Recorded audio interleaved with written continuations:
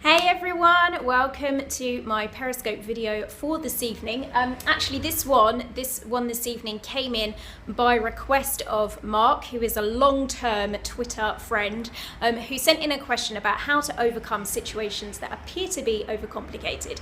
So I very quickly brainstormed a few different ways in which you can overcome that problem if it's something you're experiencing now, or, as I'm sure it will be at some stage in the future, something that crops up for you later on.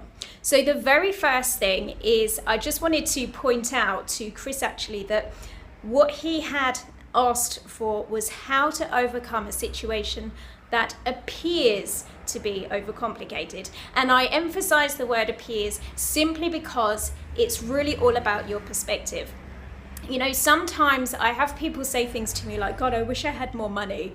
And they might say, you know, it's all right for so-and-so, or it's all right for if you're someone like Richard Branson, you've got all the money in the world. And then I very often say to them, well, would you like to have his bills? Would you like to have his problems?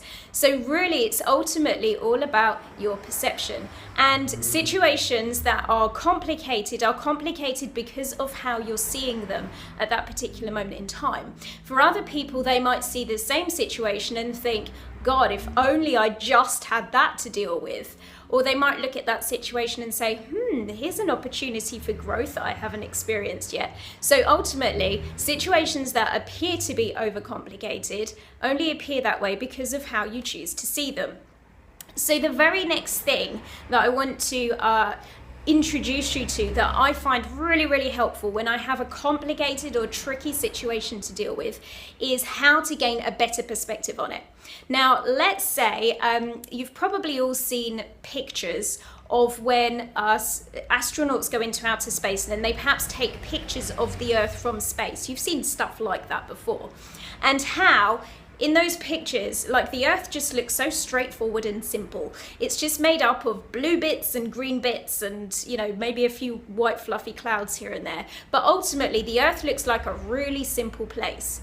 However, if you were to zoom in on that image and get closer, and then you start seeing each individual country and each individual city, and then the towns and the people in it and what the people are doing and the dramas that the people are having, that's when it starts to get more complicated.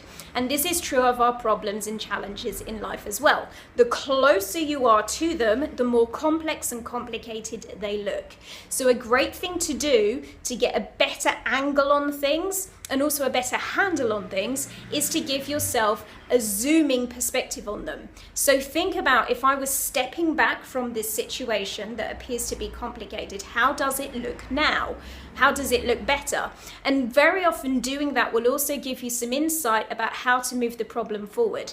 Everyone's heard the saying, you can't see the wood for the trees. And it's really a very true saying. It means that when we're in a situation, it's very tricky for us to see the right way to maneuver ourselves forward in that situation or maneuver ourselves out of that situation because we're too busy being in it. So if you have the benefit of being able to step back and look at it, or maybe even work with a coach or someone who can have that outside perspective for you and look in, then you can start to find some ways forward.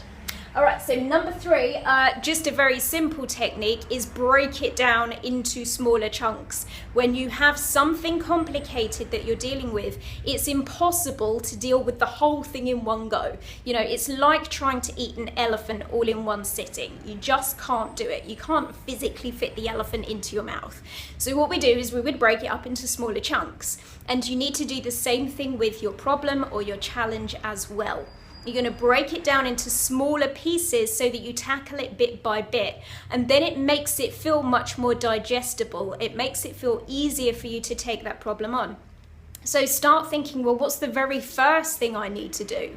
Or if I do that thing first, does that have a knock-on effect on other elements of this thing, this problem, this challenge? What's the thing that I could do that's going to wipe out other elements of it in the biggest possible way? What's the thing that would really help me to take control of the situation? So start thinking about how you can break it down into different chunks and how each of those chunks is going to have a ripple or domino effect on the rest of what's left over. Okay, number 4. This is just a personal favorite of mine.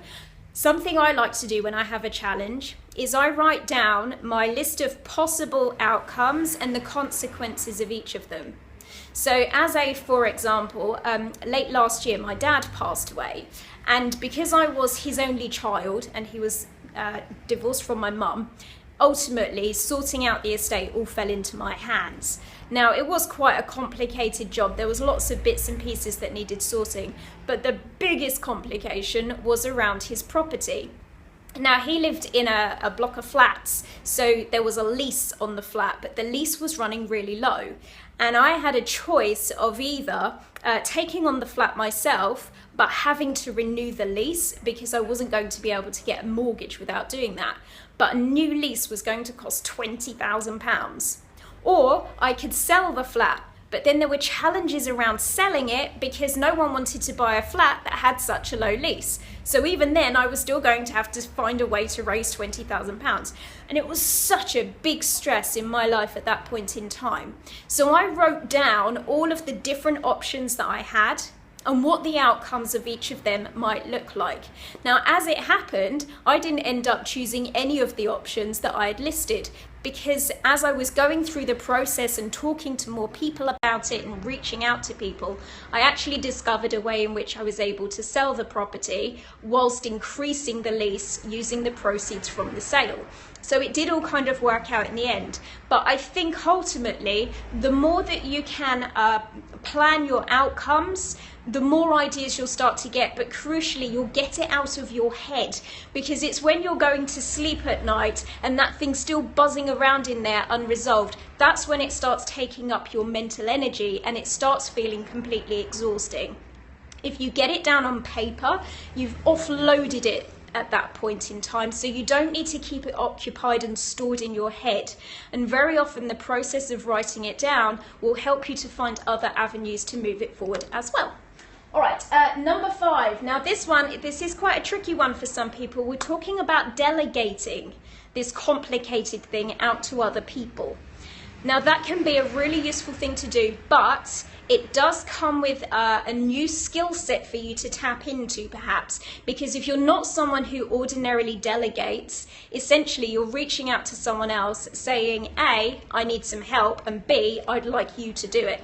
And that's not something that comes naturally to everybody. So it is quite a stretch in a different direction for some.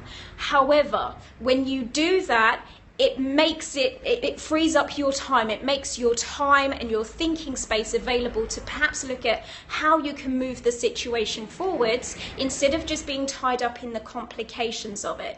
So if the challenge that you have is one where you're able to delegate elements of this complicated thing out to other people, you should definitely do it. And number 6 is very simply to just embrace the stretch.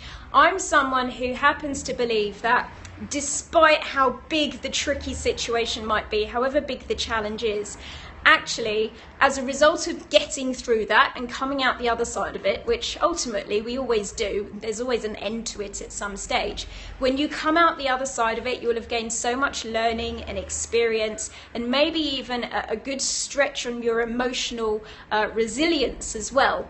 But having that good stretch on your emotional resilience and building up those skills is likely going to build the foundations for probably an even bigger challenge later on. But at least at that stage, you'll be much better prepared for it.